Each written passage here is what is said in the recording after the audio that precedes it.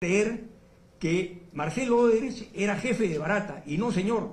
Marcelo Odebrecht era jefe del jefe de Barata, por lo tanto no tenía una relación directa de mando sobre Barata. En las empresas, señor, se respetan las líneas de mando y no se saltan, pero dice Marcelo Odebrecht que cuando le dijo a Barata y a Mameri, la reacción de Barata fue mala.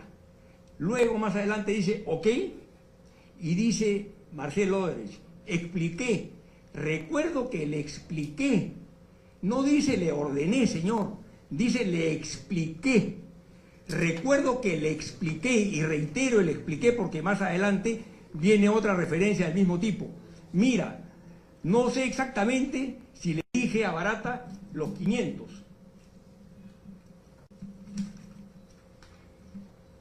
Lo puse aquí, refiriéndose a la anotación famosa del teléfono. Pero lo que sí comenté con él, nuevamente, no le ordené, comenté con él, es, si crees que hay algún riesgo, hazle una donación también a Keiko y soluciónalo. Eso es lo que dice Marcelo Odebrecht.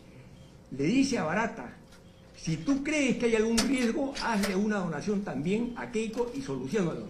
Pero antes le había dicho que por razones geopolíticas, Lula le había indicado que entregara del dinero propio del Partido de los Trabajadores 3 millones a Ollanta Humala. En otras palabras, tenía claro Marcelo Odebrecht que el deseo geopolítico de Lula era favorecer al candidato Ollanta Humala. Entregarle fondos a otro candidato era sacarle la vuelta a ese deseo de un superior virtual que era el presidente de Brasil. Pero dice, para terminar esta parte, entonces esa fue la conversación. En otras palabras, Marcelo Odebrecht en ningún momento dice que él le ordenó a Barata nada. Más adelante, cuando hablemos de Migliaccio, volveré sobre el tema, porque la Fiscalía pretende decir que las órdenes de Barata se cumplían sin dudas ni murmuraciones, pero Barata jamás dio una orden.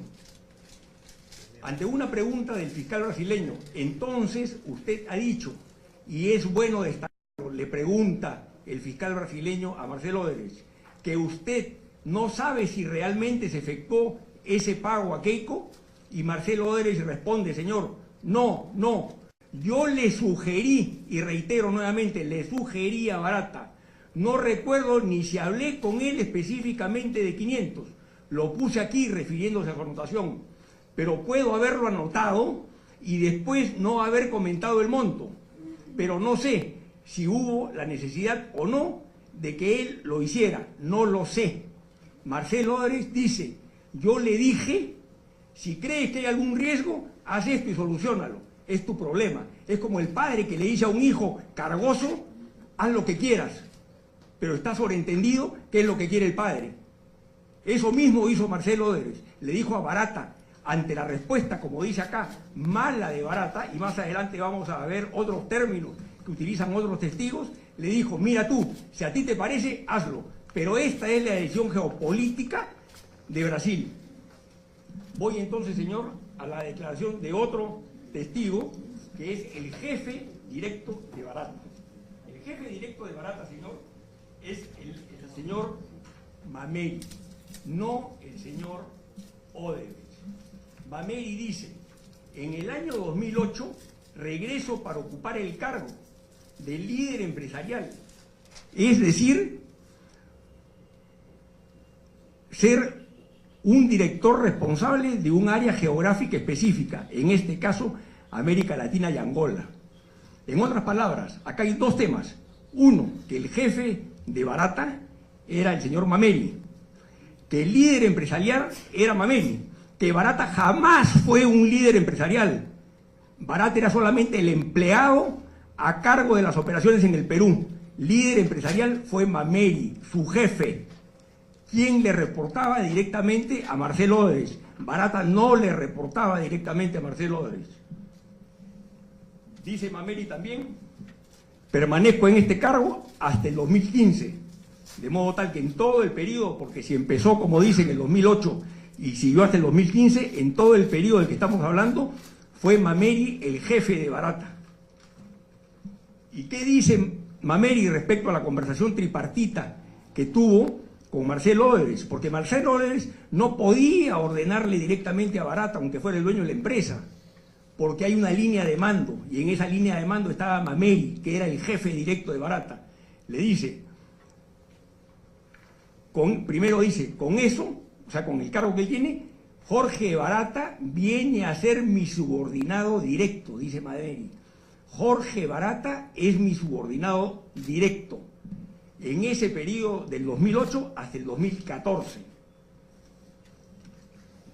Entonces, sigue Mameri en su declaración y dice, hubo una instrucción, una orden de Marcelo Odebrecht. En este caso, utiliza dos términos imperativos, instrucción y orden. Tenga presente lo que he mencionado respecto a lo que se le dice a Barata, que le dice, si tú consideras, te sugiero, piénsalo, haz lo que te parezca. Acá no, acá hay una orden e instrucción de Marcelo Odebrecht para que se pagara un determinado monto para la campaña del señor Ollanta Humala. Mameri dice, no Barata, recibí una llamada de Marcelo, como corresponde a cualquier empresa. Es Marcelo Odebrecht quien llama a Barata y le dice, como resultado de esa instrucción que recibí, de inmediato llamé, yo, Mameri, llamé por teléfono a Barata. No lo llamó Marcelo Odebrecht, lo llamó Mameri, porque Mameri era su jefe, indicándole la instrucción. En otras palabras, Mameri le transmite a Barata la instrucción que él había recibido de Marcelo Odebrecht de aportar a la campaña de Ollanta Humala. Y aquí vuelvo a la reacción de Barata, expresada en otros términos por otro actor de la misma conversación tripartita. Jorge Barata reaccionó fuerte. Marcelo Odebrecht había dicho reaccionó mal. Jorge Barata reaccionó fuerte, indicando que no estaba de acuerdo, lo que ya es inusual que un subordinado le diga a su jefe, no estoy de acuerdo, y menos que le diga a su jefe, que le diga al jefe de su jefe, y a su vez al jefe de su jefe de su jefe, que era Lula, que él no estaba de acuerdo. Entonces, ¿qué hace Mameri? Llama a Barata, quien tuvo una fuerte reacción con esto, y volvió donde Marcelo Odebrecht. Mameri, porque él era el que estaba en el medio, en la jerarquía, volvió donde Marcelo Odebrecht, indicándole las alegaciones y argumentaciones de Barata. Todo esto, señor, consta de la declaración de Mameri, y lo que he dicho esto consta de la declaración del mismo Odebrecht. La Fiscalía ha utilizado tendenciosamente estas declaraciones y ha ocultado lo que no le convenía. Solamente ha dicho medias verdades, señor, pero acá está la declaración. Recibí a través de este sistema encriptado el correo electrónico de Jorge Barata. Recuerdo bien, en este correo electrónico no aparecía el nombre de la señora Fujimori o el partido o cualquier indicación directa o indirecta a este.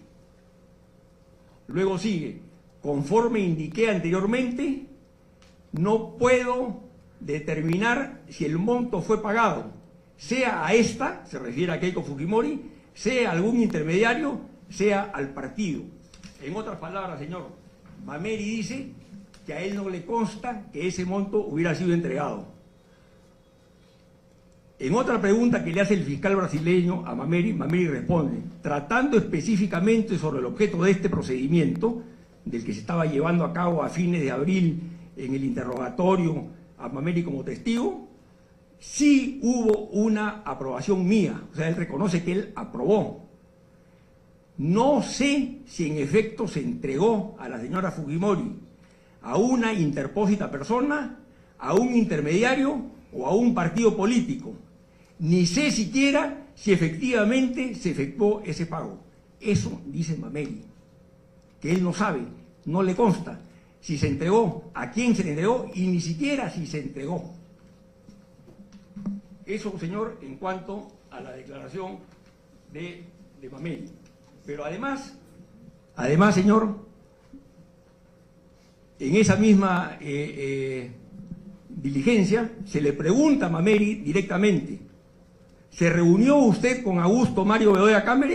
Mameri responde no, nunca.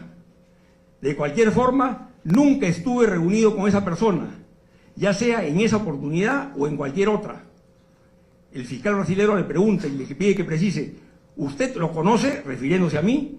Mameri contesta, no. Voy ahora, señor, a la declaración de Fernando Migliaccio. Imputado, discúlpeme que lo interrumpa. Yo ya estoy escuchándolo bastante tiempo, su defensa técnica ya intervino. Trate de resumir entonces. Voy a resumir lo de Migliaccio y después voy a los motivos de los peligros de fuga muy rápidamente, señor. Por favor.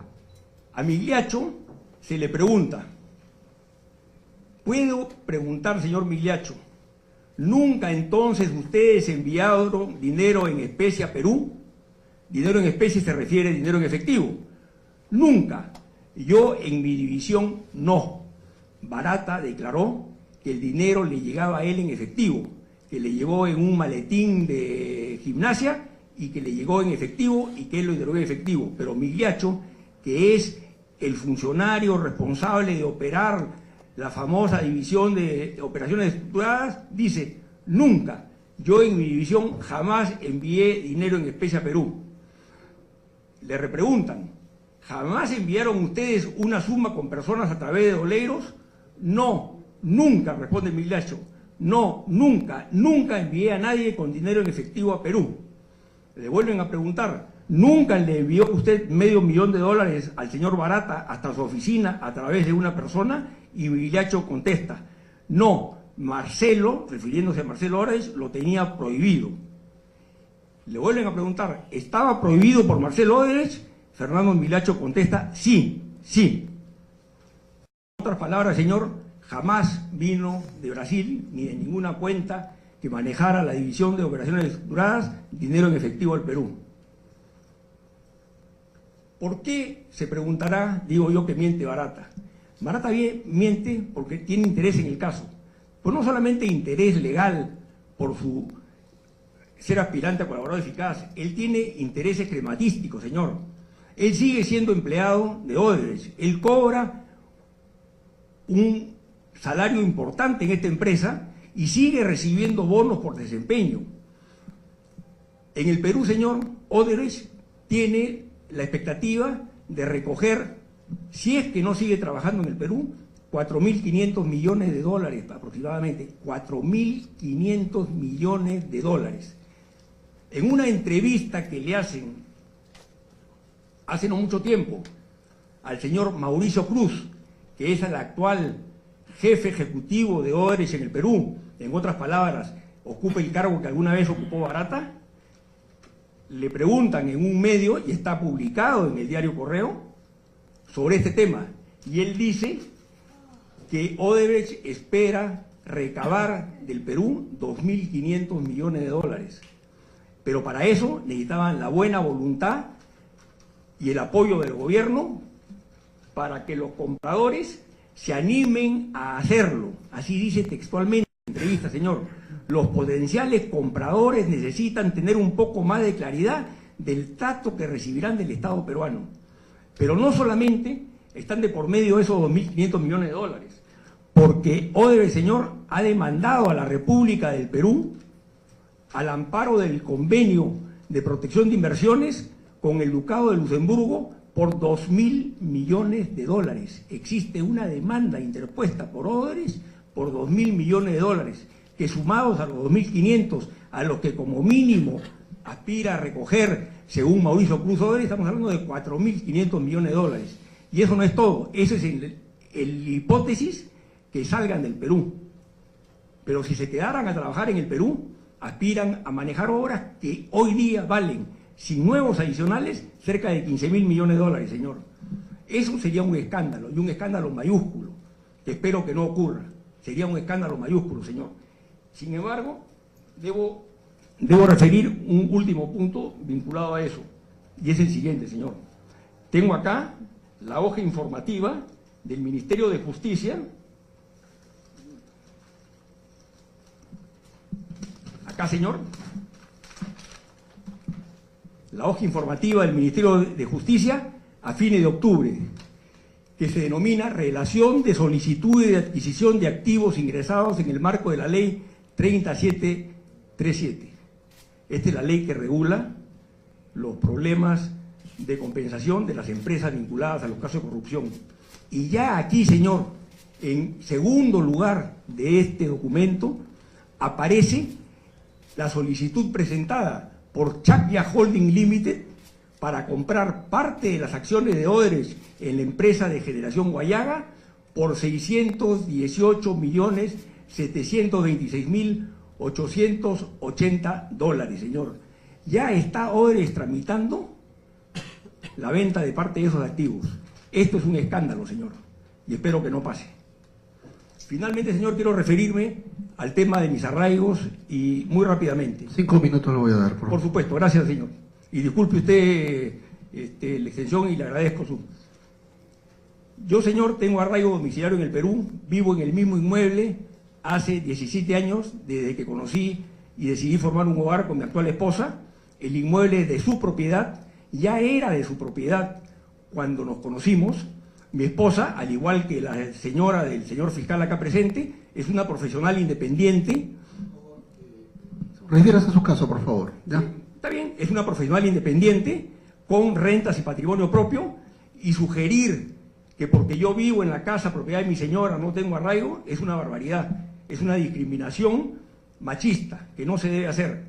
Segundo, señor, yo tengo una hija menor que vive acá, tengo 5 nietos que viven acá, tengo 7 hermanos que viven acá, tengo una madre anciana que vive en el Perú. Entonces, señor, yo tengo amplio arraigo domiciliario y familiar en el Perú. El que yo pueda viajar, señor, es un hecho que no tiene nada que ver, porque asumir que quien tiene la capacidad económica para viajar se va a fugar es discriminatorio, porque se está discriminando desde el punto de vista socioeconómico, y eso no es correcto. Yo sí tengo capacidad de viajar, por supuesto, puedo comprar mi pasaje y viajar, pero el señor fiscal ha leído como una letanía la lista de mis viajes, pero no se ha tomado la molestia de hacer una estadística como corresponde, para determinar exactamente cuántos días he estado fuera del Perú, cuántos días he estado en territorio extranjero. Y si lo hubiera hecho, se daría cuenta que yo he estado en territorio extranjero el 3% de mi tiempo, señor, el 3%. Significa que el 97% de mi tiempo durante esos años lo he pasado en el Perú. Me hubiera gustado que el señor investigara también mis viajes al interior del Perú y verá, ¿no es cierto?, que mis viajes a provincias, algunas de las más remotas, son mucho más largos y por mucho más tiempo que aquellos que realizo al extranjero. De modo tal que, señor, el que yo pueda viajar no significa nada. Luego, con relación al viaje que él dice que yo hice después de conocer la declaración de Barata, es mentira, señor. El viaje lo hice 2 días antes de la declaración de Barata y fue un viaje programado con anticipación con mi familia. De esto existen documentos que fueron incautados de mi domicilio el día que se produjo el allanamiento, donde están relatados los itinerarios con todo detalle del viaje familiar que hizo mi familia para ir a Disney, donde incluso se han llevado una hoja donde mi hija menor y su hermano hacen un detalle de a qué atracciones querían ir, señor, en esas fechas. Todo eso está acreditado en la carpeta. Entonces, eso no puede ser de ninguna manera, ¿no?, peligro de fuga. Y finalmente, respecto, señor, a la obstrucción, se dice que yo, en una de mis declaraciones, me remití a otra carpeta, y eso lo ha aprovechado el fiscal para sacar la otra carpeta. Señor, yo nunca negué que esa otra carpeta fue ante la misma fiscalía. Y yo he escuchado aquí, señor, de la defensa, y después usted, como personas cultas, referirse a la navaja de Occam. ¿Se acuerda? Señor, yo he escuchado, yo soy ingeniero, yo no soy abogado, yo he escuchado repetidamente el término economía procesal. Si yo estoy en una diligencia de declaración testimonial y yo tengo en mi mano la declaración, el acta de declaración que había hecho hacía pocas semanas ante la misma fiscalía, y me empiezan a hacer exactamente las mismas preguntas, no otras, literal y exactamente las mismas preguntas y en el mismo orden, ¿no le parece que contribuyo a la economía procesal diciéndole me refiero a esas respuestas? Yo estaba ahí. Las respuestas anteriores las había dado ante una señora o señorita fiscal cuyo escritorio estaba a menos de 2 metros de donde yo estaba sentado. Y tenía que volver a repetirle todas las respuestas que ya había dado. A mí me parece increíble, señor, que se pretenda eso. Es ante la misma fiscalía. Yo no sé si era otra carpeta o no, pero yo había respondido exactamente las mismas preguntas y en el mismo orden. Y finalmente, señor, respecto, cuando ha sacado esa declaración sobre mis cuentas, sí, señor, yo declaré en esa carpeta, declaré que tenía cuenta en el extranjero, y respecto a mis cuentas en el Perú, declaré y mostré la información que estaba en mi teléfono celular ante la fiscal, que mis fondos en el Perú provenían de una repatriación de capitales que yo había hecho al amparo de la ley de repatriación de capitales. El día 27 de diciembre del año 1917, señor. Y le mostré, según las reglas de la SUNAT, para hacerme acreedor al beneficio tributario que implicaba esa repatriación, yo tenía que hacer unos depósitos a plazo. Y por lo tanto esos fondos no estaban en mis cuentas personales, sino estaban en unos depósitos a plazo que me exigía la SUNAT. Y todo eso, señor, consta en mi declaración, que el señor fiscal ha leído solo parcial y tendenciosamente. Gracias, señor. Muy bien, hemos concluido ya con la situación jurídica del investigado Bedoya Camere. Solamente unas preguntas puntuales. Uno para la defensa y otro para el Ministerio Público. Para la defensa. He escuchado atentamente y he tomado nota sobre su planteamiento, sobre su posición jurídica, en el sentido de que la declaración de Barata no sería creíble en su caso, por el tema de fechas, por el tema también de que se contradice con otros pasajes de su propia declaración. Yo quiero preguntarle algo muy concreto sobre ello. Usted está, prácticamente, porque lo que usted está haciendo es poner en tela de juicio la declaración de Barata. ¿Cómo explica el tema de los... Es evidente de que no hay una sindicación directa. ¿Cómo explica el tema de que la Fiscalía ha traído elementos de convicción concretos bajo su tesis de que tenemos aportes fraudulentos, factor Reategui y factor Yoshiyama Sasaki? Es decir, ¿de dónde habría salido ese dinero? En otras palabras, o sea, porque acá se está sosteniendo de que no vino de Odebrecht.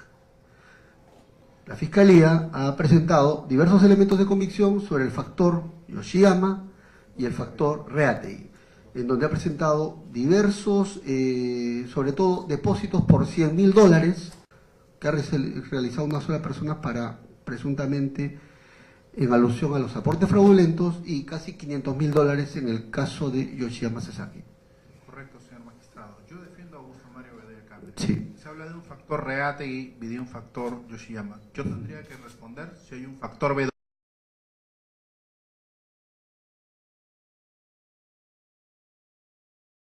¿Qué tiene que decir respecto a que, sí, entiendo su postulado de que hay dinero? La Fiscalía ha hecho alusión a la misma mecánica. Usted ha escuchado de que en el caso de Yoshiyama Sasaki ha terminado prácticamente buscando aportantes que en realidad no habían aportado nada y eran básicamente amigos y su círculo familiar. Y ha sostenido en el caso de su patrocinado de que ha terminado colocando como aportantes, concretamente, a familiares cercanos. No voy a mencionar el nombre, no. Lo único que me interesa es el dato.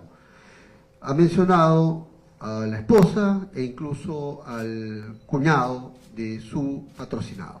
Y bajo la tesis de la Fiscalía ha dicho, aquí, ¿no?, la misma mecánica que en el otro caso. ¿Qué tiene que decir concretamente sobre ese punto? Concretamente, señor magistrado, más allá que ya hemos acreditado que la aprobación del dinero el 10 de mayo del 2011 fue posterior a los... Doctor, céntrese en el punto. Discúlpeme, pero ya lo he escuchado. La pregunta es concreta. Céntrese eso y no lo voy a dejar salir, discúlpeme, pero de otro tema. Correcto. Céntrese en el tema de que ha utilizado la misma mecánica en los familiares. Es falso, señor magistrado. Tanto mi defendido como su esposa y su cuñado son personas que tienen una solvencia económica acreditada. Y acá, en este escrito de 22 de marzo del 2018, que le hemos presentado al señor representante del Ministerio Público, está la acreditación, tanto de movimiento de sus cuentas propias, como en los para los aportes a la campaña presidencial del 2008. Quiero entenderle, a ver, un poco para tener en claro el concepto. Lo que usted está sosteniendo que son aportes reales. Exacto. No son... No son aportes simulados, es una hipótesis fiscal. Es algo que no puede desacreditar que mi defendido y sus dos familiares, o sea, dos familiares, no estamos hablando de una retahíla de personas, no estamos hablando de empresas. Vamos a centrarnos en los tres. Usted dice que son aportes reales. Exacto. ¿Un elemento de convicción que haga, que justifique el movimiento de dinero? Porque estamos hablando alrededor de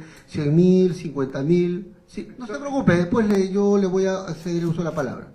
Si usted desea, lo intervenga, porque lo que en el fondo se está cuestionando es la realidad del aporte. ¿Existió o no esos aportes? Acá hemos presentado, por ejemplo, el cheque a la orden por parte de mi defendido de $32.000, la copia del recibo de aportaciones. A ver, ¿de qué fecha son los aportes? Para tener en claro, o sea, para tener en claro de dónde ha salido el dinero. Del 2011 fue el recibo de aportaciones del partido. 2 de abril del 2011. ¿De dónde habrían provenido esos dineros para esos De sus aportes? cuentas, de un cheque que ha girado Augusto Mario Bedoya Cámara a favor, pagado a la orden de Fuerza 2011. Ya. ¿Qué fecha es? El cheque es de 25 de marzo del 2011 y el recibo de aportaciones del partido es de 2 de abril del 2011.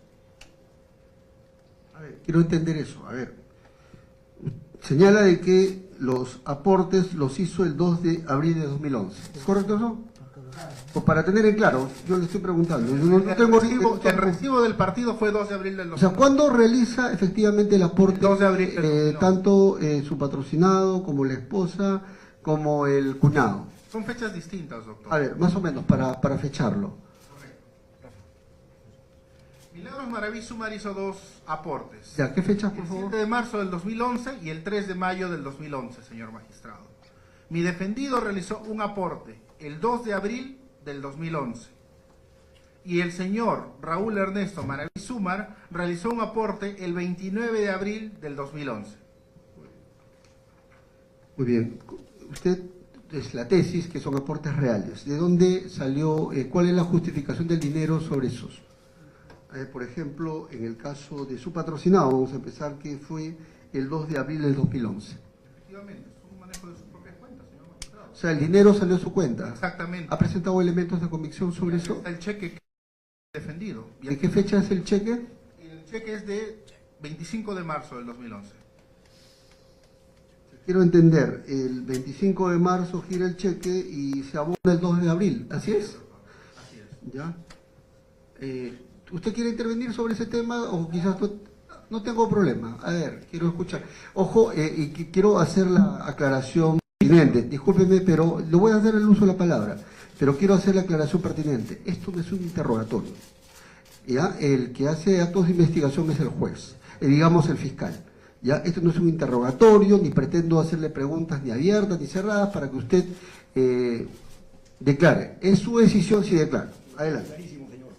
Yo no solamente he entregado la constancia del cheque, copia del cheque, sino también copia del estado de cuenta bancaria, de mi cuenta corriente del Banco de Crédito del Perú, donde aparece que habían los fondos suficientes antes de girar el cheque, el cargo del cheque correspondiente y el saldo que quedó después de haber girado ese cheque. Todo eso está en la carpeta, señor. Pero además, la fecha del 25 de marzo es probablemente la fecha en que yo escribí el cheque en mi oficina, ¿cierto? Lo puedo haber tenido en el bolsillo varios días, hasta que fui y lo entregué, no sé si el 1 de abril, el 31 de marzo, ¿cierto? El hecho es que el día 2 de abril me entregan mi recibo de recepción del cheque. El que el cheque tenga una fecha anterior, raro sería que la tuviera posterior, pero yo escribí un cheque, me lo metí en el bolsillo, en la billetera, ¿cierto? Y lo entregué en el momento en que pasé por ahí. No es que yo iba todos los días ni estaba disponible para ir a entregar el cheque en cualquier minuto. Y como era una aportación a una campaña política, era un acto privado, reservado, señor. Por lo tanto, yo no podía enviar el cheque con un conserje, ¿no es cierto? Muy bien. Doctor, lo que quiero preguntarle, si esto es así, el cheque que se ha girado, o sea, ¿tiene usted la fecha en que se ha efectivizado el cheque? Porque era por ¿cuántos dólares eran? $32.000, doctor. 32.000. ¿Y por cuánto fue el aporte de su patrocinado? Precisamente por ese mismo monto, nada más que transformado a soles. A soles, en ciento... Un segundo. A ver usted, en todo caso, le vuelvo a reiterar, esto yo no estoy Sí, interrogando, no, señor, pido no me estoy aclaración. interrogando. Simplemente le quiero decir que la normatividad de OMPE en ese momento exigía que todos los registros fueran en soles. De modo tal que mi cheque, que fue en dólares, se transformó a soles al tipo de cambio del día que lo entregué y fueron 89.000 y pico de soles los que figuran en el recibo, que corresponde a los $32.000 de mi cheque al tipo de cambio. El cheque se efectivizó en la fecha en que fue depositado, señor, y aparece cargado en mi cuenta corriente en el estado de cuenta que he presentado en la carpeta. A la defensa, le estoy preguntando, quiero entender, o sea, el cheque se efectivizó, ¿qué fecha? ¿El mismo 2 de abril? Desconocemos. ¿Ha presentado algún documento sobre eso? Porque, le explico, o sea, acá todos estamos, acá está la Fiscalía, las defensas, el público en general sabe muy bien que cuando uno hace operaciones bancarias, rige siempre digamos, los usos y costumbres. Por lo general, cuando uno va a abonar una cuenta, saca de una cuenta para abonar a la otra. Y siempre queda una constancia cuando yo saco de esta cuenta y la aplico a la otra. Por el tema de tiempo. O sea, retiro de esta cuenta porque voy a pagar mi cuenta que tengo en la otra. ¿Ha presentado elementos de convicción que reflejen esta continuidad en el tema? Hemos presentado el cheque, señor O sea, magistrado, tiene el dato exacto de, por ejemplo, usted dice, si el aporte ocurrió el 2 de abril del 2011, ¿el cheque se efectivizó en esa fecha o no? ¿O no tiene conocimiento? No tiene conocimiento. No he presentado documentación. Lo último, lo escucho. Sí, señor. El cheque se entregó en una fecha determinada, que puede ser el 1 o el 2 de abril, y se cobró, inmediatamente fue depositado en la cuenta, que puede haber sido el 3 o el 4. Y yo sí he entregado copia del estado de cuenta bancario de esa cuenta. Voy a ser claro, más o menos les grafico un poco para que el juez pueda tomar decisiones, no se preocupe. Ya, dígame. Pero no es como usted señala, que yo he sacado de una cuenta para pasar a otra cuenta, no señor, yo he girado un cheque contra mi cuenta, contra fondos que ya existían en mi cuenta. No es que yo haya hecho un retiro de una cuenta para depositar en otra. Bueno, yo tan solo la pregunta que le hice a su abogado era si existe continuidad, o sea, efectivizo el cheque en el día 2 de abril y de inmediato lo abono al aporte. ¿Así fue? No, señor, yo no efectivicé ningún cheque, yo entregué un cheque físico. O sea, no, o sea, lo ejecutó el cheque, vamos a ponerlo ahí. No lo ejecuté. Yo entregué el cheque físicamente y el cheque fue depositado, me imagino, en la cuenta del partido y fue cargado. ¿Tiene elementos de convicción de eso? ¿Ha presentado? Por supuesto, he entregado Voy a revisarlo, copia de mi cuenta corriente, copia del estado de mi cuenta corriente. Yo no cobré un cheque para entregar un aporte, yo entregué físicamente un cheque. ¿Y cuando se hizo el aporte, cómo es? ¿Cómo figura? ¿Dinero en efectivo? ¿Cómo figura eso? A ver, usted. Le vuelvo a reiterar, no lo estoy interrogando. No, señor, es que los cheques, según la normatividad, hay una distancia muy grande, señor, y perdóneme que parezca tratando de dar una clase, pero yo conozco el tema, entre lo que se llama efectivo y lo que se llama dinerario. Y está muy claramente definido, ¿no es cierto?, en el Banco Central. Un cheque es un pago en efectivo. O sea, si yo compro algo y lo pago con un cheque, el cheque en el Perú tiene valor cancelatorio. Tanto así que si el cheque no tiene fondos, yo voy preso, porque es una estafa. Entonces, el cheque es exactamente igual que los billetes, que el dinerario, de acuerdo con la legislación peruana. Distintos son los billetes mismos, ¿no?, la moneda. A ver, le voy a plantear, explíquemelo como si tuviera 9 años. ¿Cuándo lo efectivizó el cheque? Yo no efectivicé el cheque, yo entregué un cheque para... ¿Cuándo le dio el efecto cancelatorio? El día que lo depositó el partido en la cuenta y tuvo efecto cancelatorio. Y Está diciendo del mismo 2 de abril. puede haber sido el 3, puede haber sido el 4, no lo sé yo. No lo sabe. ¿Cierto? Pero sí he entregado copia Le del estado entendí. de cuento donde aparece precisamente ese cheque con su número, con el beneficiario y en la fecha exacta en que fue deducido en mi cuenta, que fue cargado a mi cuenta. Eso está en el expediente, señor.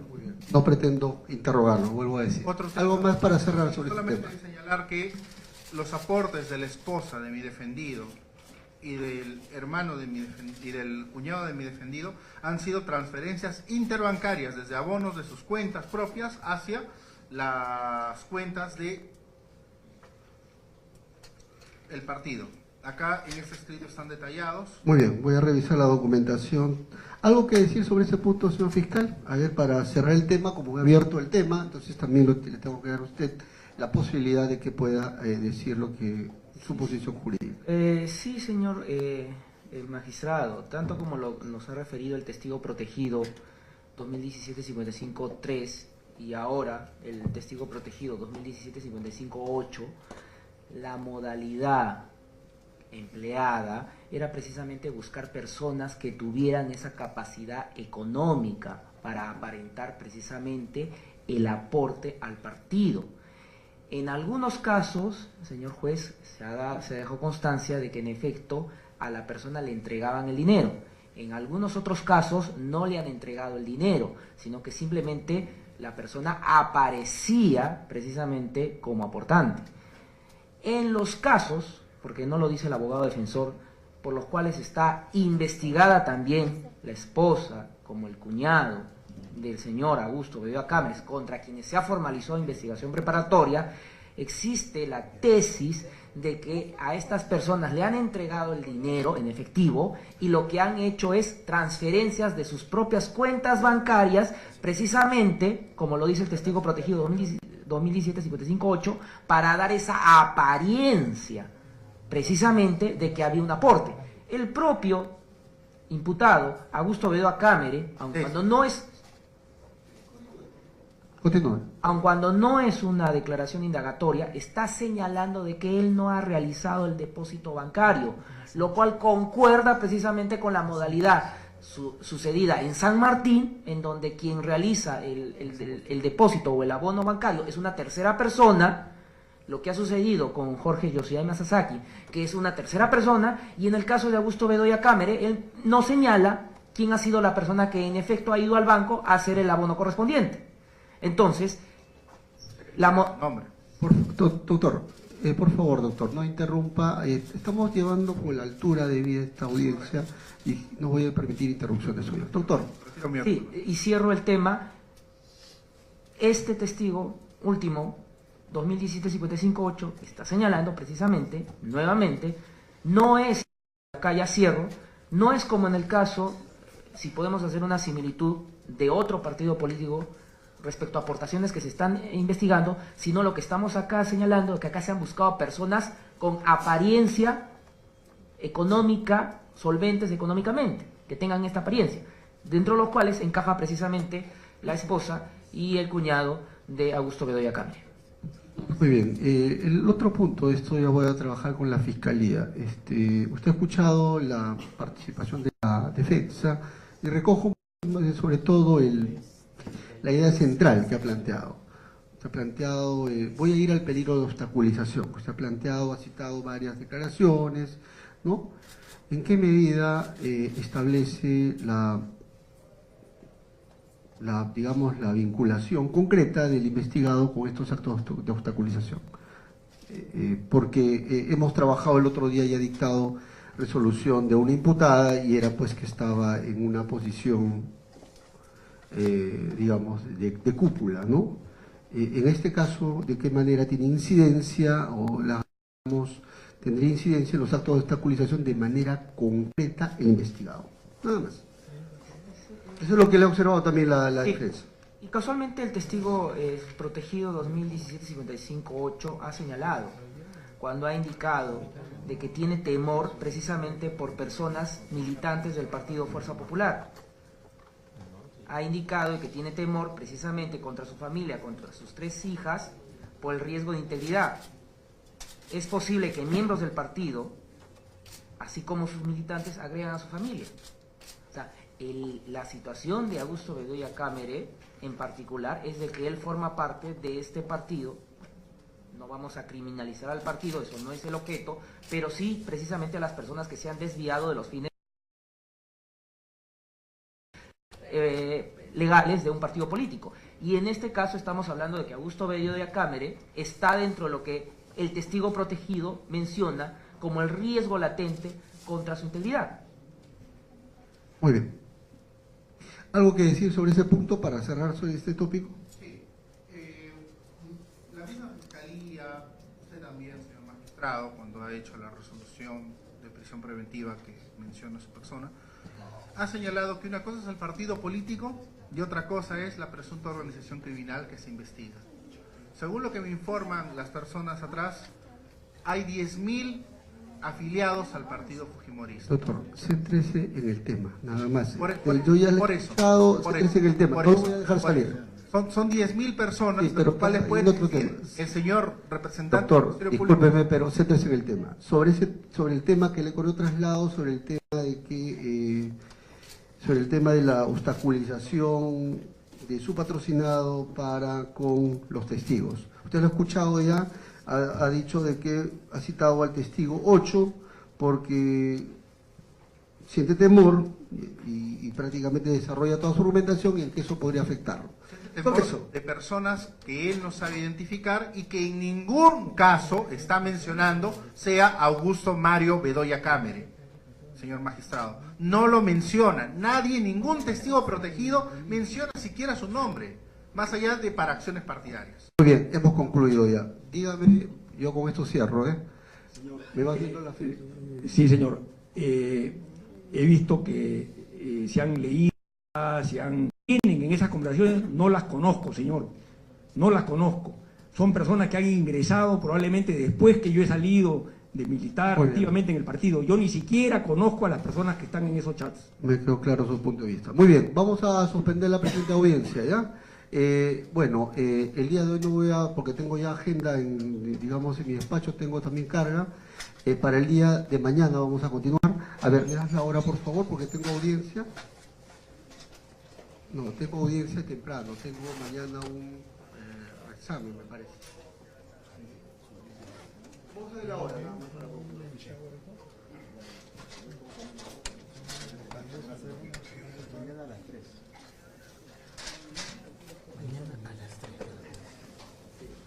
Carlos, dile a Javier que esté más.